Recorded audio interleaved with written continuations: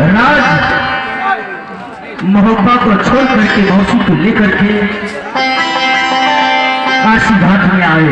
क्या मैं तुम्हारा दुश्मन था?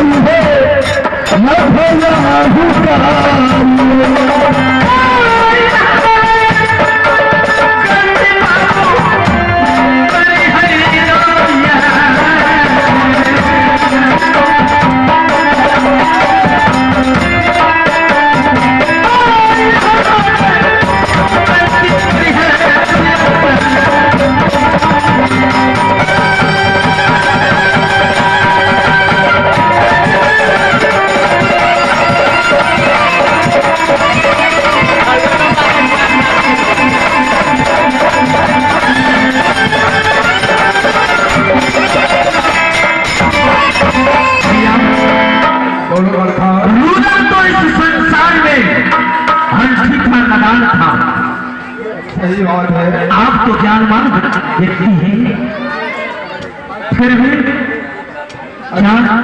अरे भाई आप राज सिरसा का कैसे? अरे मेरा छोड़ दिए। अरे हमने मामा को छोड़ दिया कि मामा बड़ बुजुर्ग है, वो जो कर रहा है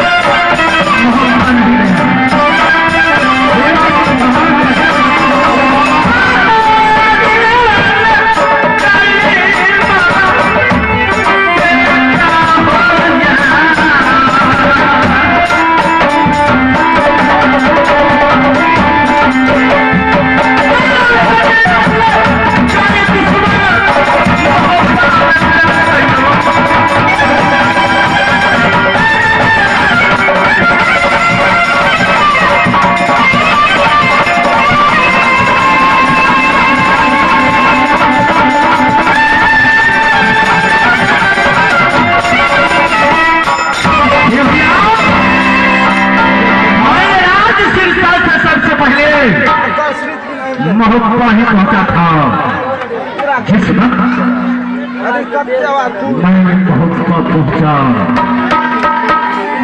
ना तो मोहब्बत के अंदर आपको देखे न भाई रतन सिंह को क्या भाभी नैना हो। अरे क्या बात मुझे मंत्र के द्वारा पता लगा कि मौसी स्वर्गवास हो रही है, उसको लेकर के काशी धाम चलाने के लिए गया है।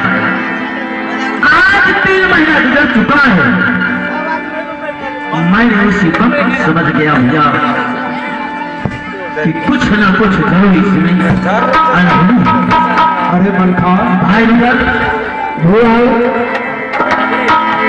मैं सारा कहानी आपको साफ साफ शब्दों में बता देना चाहता हूँ। अब भाभी माँ को भी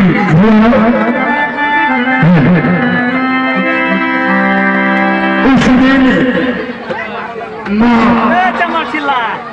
मोहब्बत के सारे परिवार को बुलाया, बुलाने के बाद बोला रोबल आला मैं बूढ़ी हो चुकी हूँ, मेरा कोई ठिकाना नहीं है, कब मैं जाऊंगा क्या होगा। अब मोहब्बत का राजकाज मैं नहीं संभाल सकता हूँ। ऐसा करो राज मोहब्बत के अंदर तुम दोनों भाई में से कोई राजगद्दी संभालो।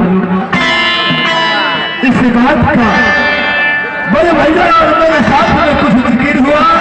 भैया कहा मोहब्बत की तूने बनाया, तुम राजगद्दी को संभालो। मैंने बड़े भैया को बातों को काट दिया और बड़े भैया को राजतिलक करवा दिया। बहुत अच्छा किया तुमने लोग। राजतिलक करवाने के बाद 6 घंटों के बाद अम्मा इस संसार से चल बसी। एक बात बताओ रोहन, चलो मूसी बना तो भूल चुक खबर नहीं पहुंचाया, लेकिन जिस वक्त मोहब्बत के अंदर राज तिलक हो रहा था उस वक्त तुम लोग आप लोग विपत्ति में लगे हो। ये बातें तुम मुझे खबर देना कैसे भूल गए? भैया मैं सारी बात आपको बताऊंगा उसके बाद। ठीक है रोहन, इन सब बातों को छोड़ो। बीते हुए बात को मानव को याद करने के लिए नहीं कहा गया है। अब आगे के भविष्य के बारे में हम लोगों को सोचना चाहिए। शीघ्र यहाँ से चलो, हम लोग किला किला में जा करके भाभी माँ को ढूंढेंगे और फिर हम लोग लौट करके मोहब्बत और शीर्षा चले जाएंगे। ठीक है भैया, अगर आपका आदेश है तो वही होगा भैया जो आप चाहें। ठीक है चलो, अब भैया हम लोग यहाँ से क्षमा बनाते रहते हैं। इतनी बात है, हम लोग यहाँ से सहयोग करते हैं।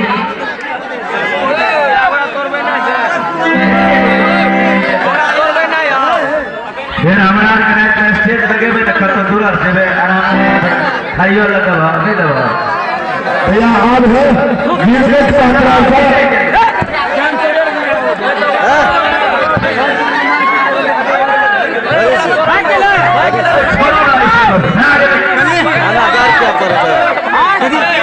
छोड़ो